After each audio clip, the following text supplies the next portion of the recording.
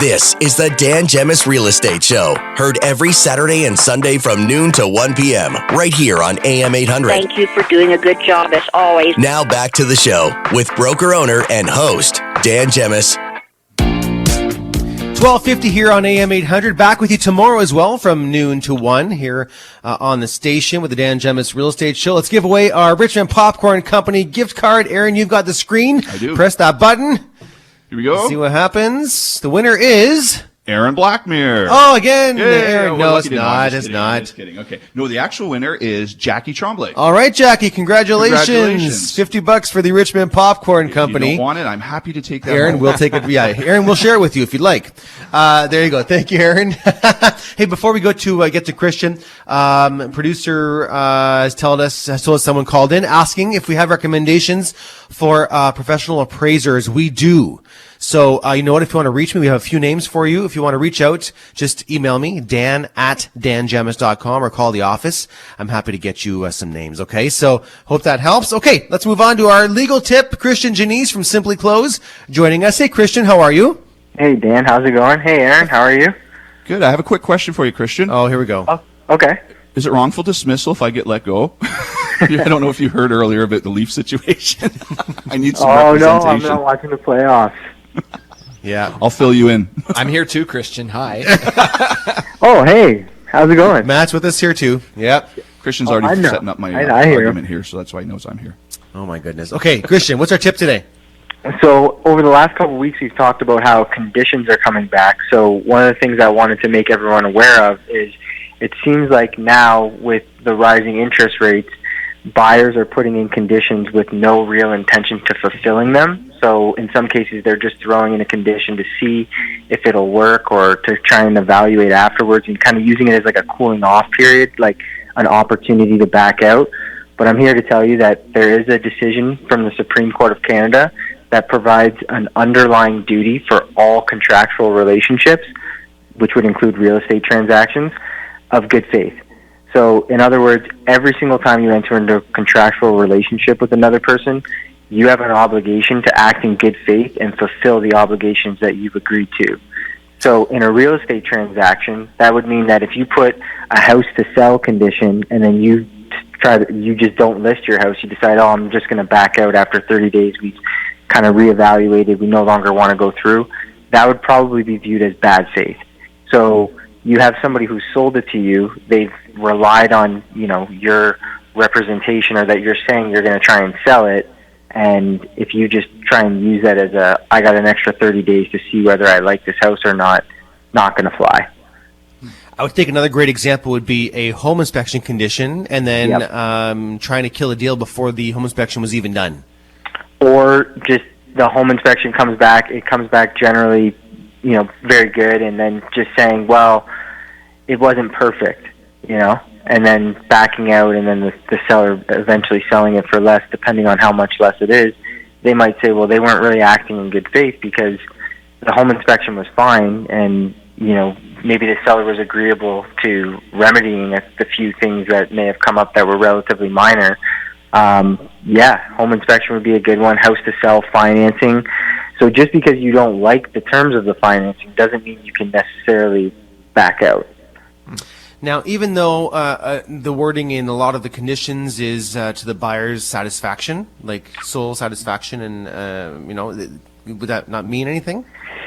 It does to a certain extent. So, it's all about what a reasonable person would do. So, if the financing is 4.5, and the person said, well, it's got to be 4.4 or nothing. You could say, well, they're not really acting reasonable, and because they were acting unreasonable or being demanding, that they were really it's not that they weren't satisfied with the inspection or the financing. It was more that they were trying to use that as a way to back out. That would be the case. So if they're just genuinely not satisfied, then it wouldn't work. That's why it's a gray area. Yeah, makes sense. Yeah, that was my question, was what Dan just said there, because I always thought it was in the absolute sole and discretion of the buyer. But yeah, it makes sense if it's just I didn't like the color of the front door, so I'm not moving ahead with my home inspection or something. Mm-hmm. But I've had people come to me and say, "Oh, I no longer want to proceed with the transaction. The conditions are fulfilled. We haven't notified them yet, but I'm getting cold feet. I'd like to back out." That's risky. No doubt it is. Yeah. That's and I don't know if you guys I've heard of that actually, where people just said all of a sudden I changed my mind. Oh yeah, sure. It's happened over It's the not years. extremely common, but the thing is, a lot of people think that because they put those conditions, it doesn't take away from the fact that you still have to act honestly and in good faith, according to the Supreme Court of Canada. So if you're just trying to use it as a means of being dishonest and trying to basically get out of something that you've already agreed to in principle, then you can't say, "Oh, well, the financing was fine, but I got that condition, so I'm still going to use it to back out because I just don't like the house anymore." Or I got a better offer. I got a better deal on another house that came up. Yeah. You look back at a few months ago, let's take it back to January, for example, when the market was kind of really getting slammed and people just nobody was moving, everyone was just kind of staying still. A lot of people were panicking and not closing on deals because they were just, the values had gone down a little bit. They've since come back up a little bit, but at the time, the uncertainty had people nervous. So they just were trying to just get out of their deals just because, right? And I think these are good reminders to think about too, because back when we were in the situation of where homes were, flying in less than a week, people weren't really experiencing as many consequences because, if somebody decided not to go through with an offer, even in some situations where people had fulfilled conditions and they still had deposits that maybe they were losing, they walked away from a deal. It wasn't super hard for a seller to go and say, "You know what, I'm just going to relist it and sell it again." And they might even get even more money, right? So, I think now it's important for us to remember that, you may have to deal with some of those consequences if you don't do it the right way. Yeah, and the seller's relying on you, acting honestly and fulfilling that. If you've wasted another 2 weeks or 30 days of the seller's time, or even just 5 days, that could have an impact on the number of deals or the number of offers that they've gotten. If you now back out, I don't know exactly how it works from the realtor side, but you might have to go back to some of the people that put in offers and take the second best. At which point they are probably going to counter back and say, "Why are you coming back now? I want to go a little bit lower," right? And it could be these are big contracts, so it could be a significant amount of money, which may be worth pursuing for the seller. Yep. Good point, Christian. How does everyone reach out to you if they have any questions for your team? They can give us a call at 519-997-3775 or email us at hello@simplyclose.ca.